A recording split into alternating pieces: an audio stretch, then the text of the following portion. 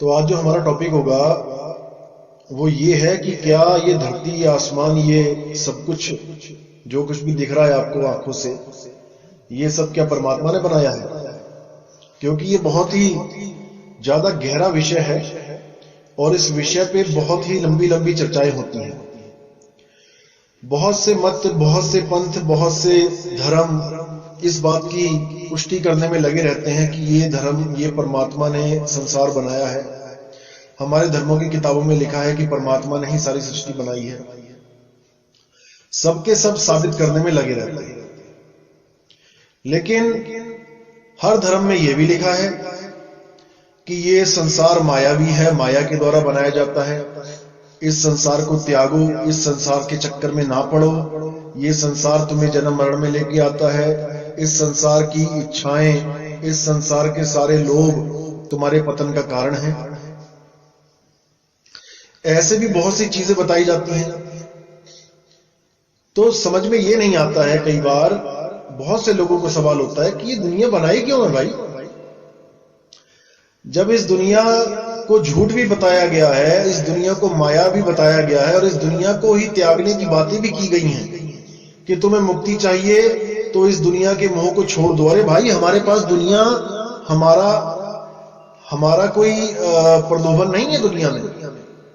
प्रलोभन तो हमें दिया गया है। अगर ये दुनिया ना होती तो हमें क्या लोभ होता दुनिया का? हमारी कैसे इच्छाएं इस दुनिया में अटकती? ये दुनिया जब नहीं थी तब भी तो हम कहीं रहते थे, और जब ये दुनिया नहीं रहेगी तब भी हम कहीं ना कहीं तो होंगे, क्योंकि हम तो अमर बीज हैं। हमारा नाश नहीं होता। आज बहुत से लोग अलग अलग यूट्यूब चैनल के माध्यम से बताते हैं कि ये दुनिया परमात्मा ने बनाई है, ये दुनिया से पहले हम नहीं थे, ये दुनिया बनी है तभी हमारा जन्म हुआ है, मां के पेट से हमारा जन्म हुआ है। ये अधूरा ज्ञान है भाई। गीता में भी साफ बोला गया, हे अर्जुन, ऐसा कोई वक्त नहीं था जब मैं, तू या ये राजा नहीं थे। जो राजा महाराजा खड़े हैं, तेरे चाचा, तेरे भतीजे, तेरे मामा, तेरे दादा, तुम्हारे गुरु, ऐसा कोई वक्त ही नहीं था जब ये नहीं थे, और ऐसा कोई वक्त नहीं होगा जब ये नहीं होंगे। इसलिए हे अर्जुन, इनकी चिंता मत कर। ये मत सोच कि तू इन्हें मार देगा, ये खत्म हो जाएंगे। ये कभी खत्म नहीं हो सकते। ये अमर बीज हैं। जीवात्मा अजर अमर अविनाशी है। ये मरती जन्मती नहीं है। और जो आत्मा को ये सोचता है कि एक दिन मर जाएगी और या उसको कोई मार देगा या वो किसी को मार देगी, तो वो दोनों ही अज्ञान में जी रहे हैं। इस आत्मा को ना तो कोई शस्त्र काटने का सक्षम रखता है, ना कोई अग्नि जलाने की, ना ही हवा सुखा सकती है, ना ही पानी भिगो सकता है। इसको कोई कुछ नहीं कर सकता। अर्जुन, मोह को छोड़ और धर्म के साथ लग। इनकी हत्या कर, इनको मार। किस चीज के लिए मार? इसी दुनिया के लिए तो। भाई, झगड़े का मुद्दा क्या था? मुझे 5 गांव दे दो या मुझे हस्तिनापुर दे दो। झगड़ा तो वही रहा ना, इस दुनिया का। अभी हमें कोई कहे कि तुम 5 गांव ले लो, मत लो और युद्ध करो, तुम हस्तिनापुर के चक्कर में 5 गांव मत लो, युद्ध करो, तो भाई जो विवेकी हंस होगा वो, उसको तो 1 गांव भी नहीं चाहिए। वो तो अपना घर बार भी छोड़ के जाने के लिए तैयार है। बड़े बड़े राजा महाराजा जो अपना महल था वो भी छोड़ के चले गए इस दुनिया को असत्य मान के। लेकिन यहां पे धर्म की बात आ जाती है, धर्म अधर्म की, क्योंकि वहां पर बात 5 गांव या हस्तिनापुर की नहीं थी। 5 गांव और हस्तिनापुर तो पहले भी छोड़ के वो कितने साल अज्ञातवास में रहे, जंगलों में रहे। बात वहां थी धर्म अधर्म की, सही गलत की। जो वहां पर अत्याचार हो रहा था जनता के साथ, उसको खत्म करने की बात थी और युग पलटने की बात थी। युग भी पलटना जरूरी था, इसलिए महाभारत का युद्ध हुआ। लेकिन मुद्दा वही आ जाता है कि ये दुनिया बनाई किसने? क्योंकि जब तक ये दुनिया बनाने वाले का समझ में नहीं आया, जब तक आप निकल नहीं सकते। जब तक आपको यही नहीं पता कि जिस देश में मैं रहता हूं, जिस दुनिया में मैं रहता हूं, वो मेरे पिता ने बनाई है या मुझे फंसाने वाले ने बनाई है, जब तक ये समझ में नहीं आया, भाई आप निकलने का ख्याल भी नहीं ले सकते। आप जिस घर में बैठे हो, आपको अच्छी तरह पता है मेरे पिताजी ने बनाया है, मेरे पिताजी के नाम पे है, हमारी जमीनें जायदाद है, तो आप आराम से रहते हो उसमें ताला मार के घर में। भाई दीवारें ही तो है ये, उन्हीं दीवारों को तुम अपना मान के बैठे हो, और वही दीवारें जब जेल की आ जाती हैं, वही दीवारें, वही ईंटें, वही पत्थर, वही सीमेंट, तब तुम्हें वो पराया लगने लग जाता है कि भाई मैं तो गलत जगह फंस गया। कोई किडनैप करके चार दीवारी में बंद कर दे, वही दरवाजा, वही दीवारें, सब कुछ वही, दुनिया भी वही, लेकिन वो कमरा पराया लगने लग जाता है। भले वहां पे वो आपको 5 साल खाना खिलाए बैठा के, लेकिन फिर भी आप किडनैप हो, आप उसको अपना नहीं मानते। इसी प्रकार आप इस दुनिया में रहते हो, जिस दुनिया में रहते हो, आप किडनैप हो।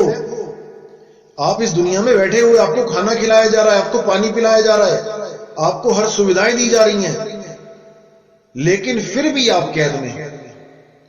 आपके हाथ में हथकड़ियां नहीं डाली। जैसे काला पानी की सजा होती थी पहले, काला पानी की सजा में क्या करते थे, सब दोषियों को, सब कैदियों को काला पानी में उतार के उनको बेड़ियां नहीं लगाते थे। वो एक टापू होता था 30, 40, 50 किलोमीटर का, और चारों तरफ पानी होता था, समुद्र। तो उस टापू में से पता लगता था अंग्रेजों को कि कौन यहां से निकल के भाग सकता है, समुद्र में नहीं जा सकता कहीं भी। हजारों किलोमीटर का समुद्र कौन तैरेगा? इसलिए ना तो वहां कोई जेल होती थी और ना ही वहां कोई हथकड़ियां लगती थी। वहां घर बना के दे दिए उनको, रहो अपना मजे से, ताकि उनको यह भी एहसास ना हो कि हम काला पानी की सजा काट रहे हैं। धीरे धीरे वहां पे शादियां होने लगी, बच्चे पैदा होने लगे। आगे से आगे जब जनरेशन बढ़ी तो वो बच्चे उसी माहौल में पैदा हो गए, वहीं जेलों में पैदा हुए, जेलों में ही दूसरे बच्चों के साथ खेलने लगे, बड़े होने लगे। धीरे धीरे धीरे दादाजी भी मर गए, पापा जी भी मर गए, एक तो जनरेशन खत्म हो गई। और वो जो बच्चे पैदा हुए थे उनको तो कभी सपने में भी नहीं पता लगा कि ये जेल है। वो तो उसको अपने दादाजी का घर मान के बैठ गए, अपने पिताजी का घर मान के बैठ गए, उन्हीं जेलों को अपना घर मान के बैठ गए, उन्हीं जेलों में खेलने लगे, और वहीं पे अपना परिवार बढ़ा के अपने आप को उसी काला पानी देश का बाशिंदा मानने लगे कि हम तो हैं ही यहाँ के, ये तो हमारे पिताजी ने बनाई है, हमारे दादाजी ने बनाई है ये जेल। जेल भी नहीं बोलते हैं, घर, लोक, मृत्यु लोक। लेकिन इस लोक का नाम ही मृत्यु लोक रखा हुआ है। इस पे भी किसी को समझ में नहीं आता कि अगर परमात्मा ने अपना ये देश बनाया होता, अगर घर बनाया होता, तो कौन अपने घर का नाम मृत्यु लोक रखता है? स्वर्ग लोक रखता है, आनंद लोक रखता है, और भी कई नाम हैं सुंदर सुंदर जो नाम रखे जाते हैं। देखो किसी के घर के पास जाओगे तो वहां पे कितने सुंदर नाम रखे होते हैं, मधुवन कुटीर, ऐसे ऐसे नाम रखे होते हैं। लेकिन इस लोक का क्या नाम रखा भाई? मृत्यु लोक। मृत्यु लोक इसलिए रखा गया क्योंकि यहां पर कोई भी अचल नहीं है, यहां सब जग चलनहार। यहां कोई भी ऐसा नहीं है जो यहां पे टिक जाए। इस दुनिया में कोई टिक नहीं सकता। यहां पे तो चलो चलो लगी हुई है, एक आ रहा है, दो जा रहे हैं, दो आ रहे हैं, एक जा रहा है, एक आ रहे हैं, दो जा रहे हैं, चलता ही चला जा रहा है, ये कोई रोक नहीं है। इसीलिए कबीर साहब ने पुष्टि करी कि ये हमारे परमात्मा का घर नहीं है, यहां पे हम अज्ञानतावश रुके हुए हैं, और अज्ञानतावश ही हम बार बार यहां आ रहे हैं, जा रहे हैं। इसीलिए साहिब ने बोला, रहना नहीं देश बेगाना है। ये बेगाना देश है भाई, इस देश में हमने नहीं रहना। यह संसार कागज की पुड़िया, बूंद पड़े घुल जाना है। देखने को लग रही है ये मिट्टी मोटी मोटी, और कितने ही अंदर गहराई में नींवें खोद खोद के ऊंची ऊंची बिल्डिंगें बना ली हैं, लेकिन ये बिल्कुल उसी तरह है जैसे दूध के ऊपर मलाई होती है, कहीं से मोटी जम जाती है, कहीं से पतली जम जाती है, लेकिन मलाई में उंगली मारोगे तो नीचे पानी ही पानी है। इसी प्रकार इस धरती के नीचे भी पानी है, और उसके नीचे भी अंदर जाके लावा है। ये दूध के ऊपर मलाई की तरह है ये धरती। ये संसार कागज की पुड़िया, जैसे कागज होता है, अखबार ले लो, कितना कुड़कुड़ा होता है। सुबह सुबह अखबार आपके घर में अखबार वाला फेंकता है, उस कागज को आप हिलाओगे, देखो कड़कड़ बोलता है। लेकिन उसी अखबार को एक बार पानी में डुबो देना, एक बाल्टी पानी में, उसी अखबार की क्या हालत हो जाएगी। इसी तरह ये धरती की हालत हो जाएगी। जब महाप्रलय आती है तो पानी में सब कुछ बह जाता है, सब बिल्कुल धरती का नामो निशान खत्म हो जाता है, पानी में ही जलमग्न हो जाती है ये। तो इसीलिए बोला है कि यह संसार कागज की पुड़िया, बूंद पड़े गल जाना है। कहां घर बनाओगे, कहां मकान बनाओगे, रहना नहीं देश बेगाना है। यह संसार कांटे की बाड़ी, उलझ पुलझ मर जाना है। अब कांटे की बाड़ी क्या है? ये हमारे जितने भी रिश्ते नाते, जितने भी हमारे ध्यान को खींचने वाली कोई भी चीज है, ये कांटों की तरह। जैसे आप कपड़े अच्छे पहन के जाओ किसी जंगल में और वहां बहुत सारी कटीली झाड़ियां हो, तो नाना करते भी आपके कपड़ों में इतने कांटे लग जाते हैं, आपके कपड़ों को फाड़ने में लग जाती हैं वो झाड़ियां। इसी प्रकार आपकी जो सूरत है उसको अटकाने के लिए हजारों तरह के खेल चल रहे हैं इस दुनिया में। आपकी चुन्नी, कोई लेडीज जा रही है, उसकी चुन्नी में कांटे लग गए, किसी कटीली झाड़ी में कहीं अटक गई उसकी चुन्नी। अब वो अगर खींचेगी तो वो फट जाएगी। इसी प्रकार हमारी जो सूरत है, हमारी सूरत कांटों में उलझ गई है। कांटे क्या हैं? ये जितने भी हमारे रिश्तेदार हैं, जितने भी माँ बाप भाई बहन, ये कोई बॉस, नौकरी धंधा काम मकान दुकान, ये जितने भी हमारा सूरत, जहां जहां हमारी सूरत उलझी हुई है, ये सब कांटे हैं। कबीर साहब कहते हैं कि अगर इसको एकदम खींचोगे तो ये नहीं बात बनेगी। इसको समझ के धीरे धीरे, एकदम खींचे का मतलब क्या होता है कि एकदम वैराग ले लिया जी, मैं तो जा रहा हूं जी, अभी अभ्यास किया नहीं, कोई शब्द की परख करी नहीं कि शब्द कैसा है। देखा होगा आपने अलग अलग सिद्धांतों में, अलग अलग आश्रमों में कितने ही लोग सन्यास लेके बैठे हैं, लेकिन क्या होता है, गड़बड़ हो जाती है। क्यों हो जाती है? क्योंकि शब्द नहीं है वहां पे, शब्द का असली भेद नहीं है वहां पे। शब्द का असली भेद होगा तो टिक जाएगा बंदा, लेकिन शब्द ही नहीं है वहां पे, भेद ही नहीं है, तो नहीं टिक पाएगा। तो कहते हैं एक एक करके कांटा हटाओ, सत्संग को सुनो समझो, और उसके बाद सत्संग के द्वारा विवेक कर करके एक एक से अपने मन को निकालो। धीरे धीरे धीरे धीरे करके सारे कांटे निकल जाएंगे और आप उस मालिक से जुड़ जाओगे। यह संसार कांट की बाड़ी और उलझ पुलझ मर जाना है, रहना नहीं देश बेगाना है।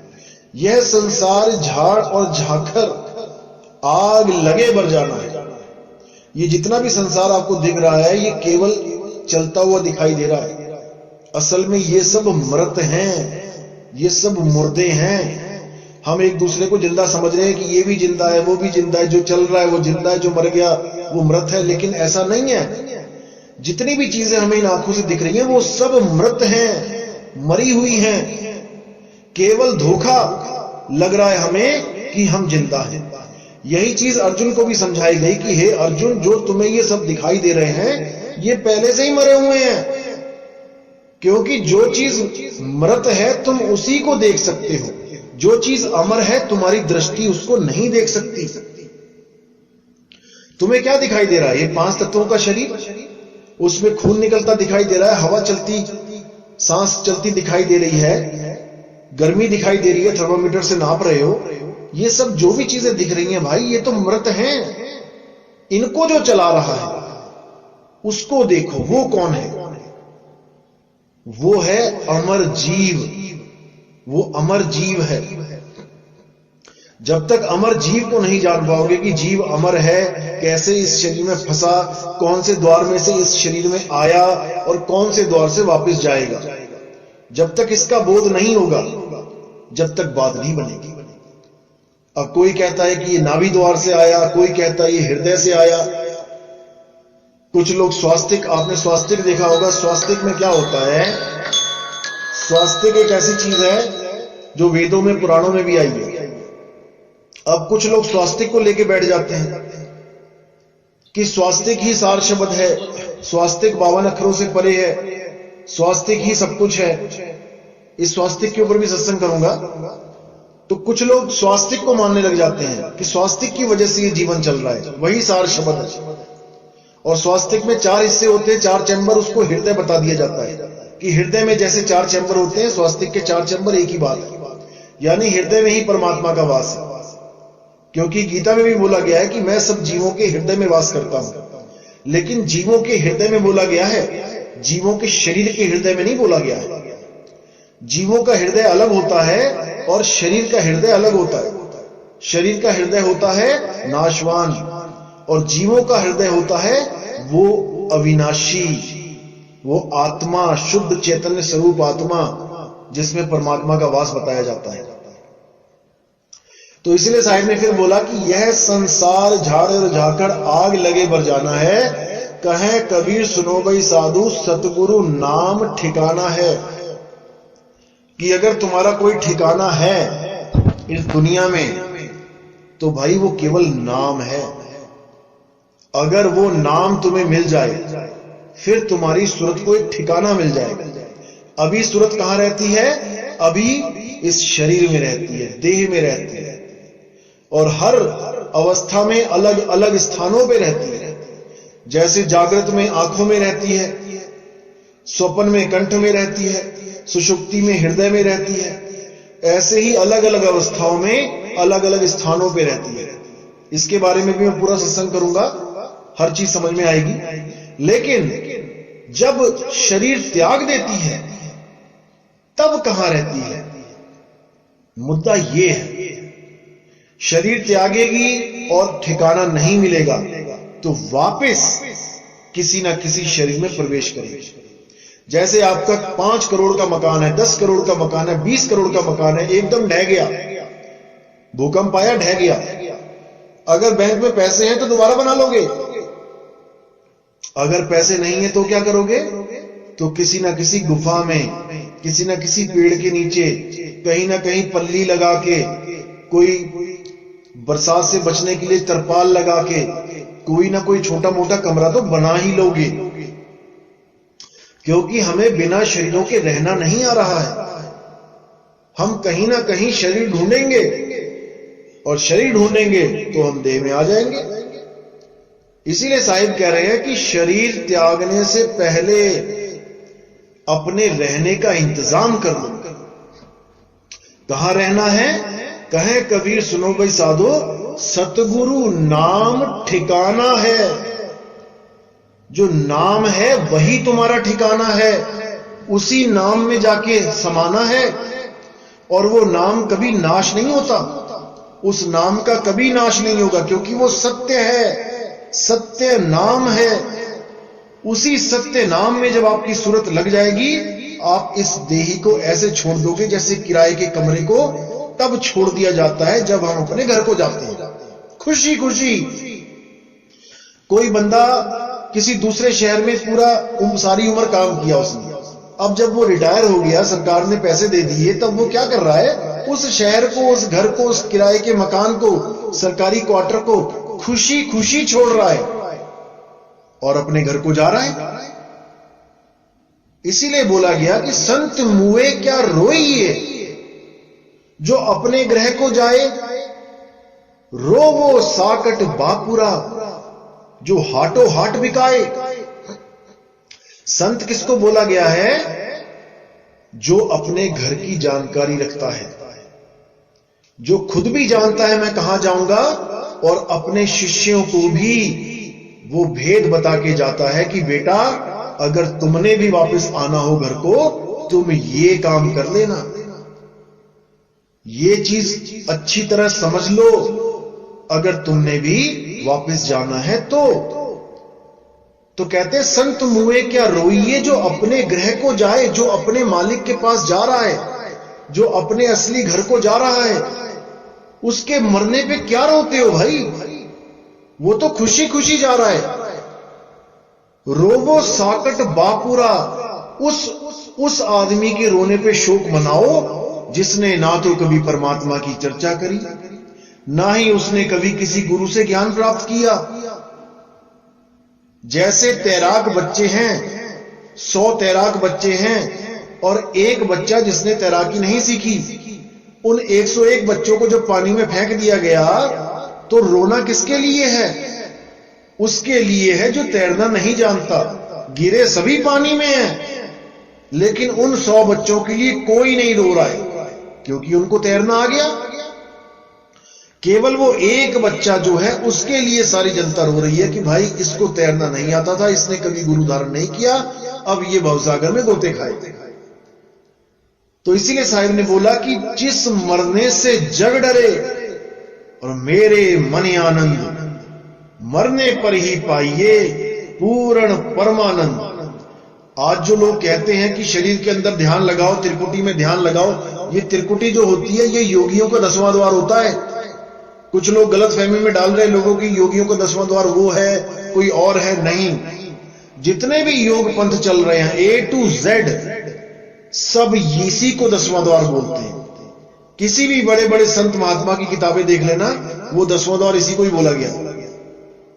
कोई एक बिरला ही होता है, गुप्त होता है, जो इसको 10वां द्वार ना बोले। योगियों का, सिद्धों का 10वां द्वार यही है। यहां तक कि सिद्धों का जो इष्ट है भोले शंकर, वो भी सांकेतिक ज्ञान तीसरा नेत्र यहीं पे खोला गया है, यहीं पे बताया गया है सारा कुछ। बड़े बड़े संत महात्मा यही बता रहे हैं, यही 10वां द्वार है लोगों का। इसी को तीसरा तिल बोल दिया जाता है, इसी को शिवनेत्र बोल देते हैं। तो कहते हैं जिस मरने से जग डरे मेरे मन आनंद और मरने पर ही पाइए पूर्ण परमानंद। क्योंकि मरने पर ही आपको वो आनंद प्राप्त होगा कि शुक्र है अब मैंने वापस नहीं आना। क्योंकि आनंद तो आपको परमात्मा देता ही रहेगा। जब आप भजन पे बैठोगे और अपना सूरत को शब्द में ध्यान लगाओगे तो धीरे धीरे वो आपको आनंद देने लगेगा। आपकी चिंताएं, आपका डर खत्म होने लग जाएगा। लेकिन आप बार बार अनुभव करके जब इस शरीर में आओगे तो आपके अंदर यही होगा कि मैं कब जाऊं, कब हमेशा के लिए यहां से छुटकारा पाऊंगा। आनंद तो वो दे रहा है परमात्मा, लेकिन एक लगातार, एक सदा सदा का आनंद तब ही मिल पाता है भाई, जब इस शरीर को सदा के लिए त्याग के अपने स्वरूप में स्थित हो जाओ। उसके बाद ना रहेगा बांस और ना बजेगी बांसुरी। उसके बाद आप वापस नहीं आओगे। सदा सदा के लिए आपकी सूरत शब्द में समा जाएगी। और इस शब्द में समाने के लिए ना तो आपको किसी जाप की जरूरत है, ना अजपा जाप की जरूरत है, और ना ही किसी अनहद नाद की जरूरत है जो कानों में उंगलियां डाल के आप सुनने की कोशिश करते हैं। कानों में उंगलियां कब तक डालोगे? जब तक हाथ है। हाथ कट गया, पैरालाइज हो गया, लकवा मार गया, फिर क्या करोगे? फिर क्या घर वालों को बोलोगे भाई मेरे कानों में उंगलियां डाल देना, मैंने परमात्मा से मिलना है? ऐसा बिल्कुल नहीं। आंख न मूंदो, कान न रूंदो, तनिक कष्ट मत धारो, खुले नयन पहचानो हंस हंस, सुंदर रूप निहारो। खुले नयन होगा, नयन खुले होंगे संसार की तरफ। संसार में सब 5 तत्व दिखाई दे रहे हैं, लेकिन सूरत कहां होगी? 5 तत्वों से परे। कुछ लोग सोचते हैं कि अगर उस दरवाजे से निकल जाएंगे तो आगे भी प्रकृति मंडल है। अरे नहीं भाई, वहां प्रकृति मंडल नहीं है। प्रकृति मंडल केवल वहां तक है जहां तक तुम्हारी दृष्टि जा रही है, तुम्हारी, ना कि सामने वाले की। ये बहुत गुप्त रहस्य है। इस गुप्त रहस्य को तब जानोगे जब तुम्हें शब्द का अनुभव हो जाएगा। तब पता लगेगा कि वहां न जल है, न पानी है, न हवा है, न अग्नि है, न आकाश है। वहां 5 तत्वों से न्यारी अवस्था है वो शब्द में, शब्द की अवस्था है वो। वहां 5 तत्व नहीं है। लेकिन ये अनुभव का विषय है, करने का विषय है, कथनी का विषय नहीं है। तो इसको अच्छी तरह समझ के परमात्मा के सही रास्ते पर चलना है। दुनिया क्या कहती है उसको कहने दो। दुनिया ने तो अड़चने डाली ही हैं, अब भी डालेंगी, कोई बात नहीं। हमने अपने रास्ते पे चलते जाना है, हमने सत्य का साथ देना है। तो आज का सत्संग यही समाप्त करते हैं। बोले सतगुरु बंदी छोड़ कबीर साहिब की जय हो।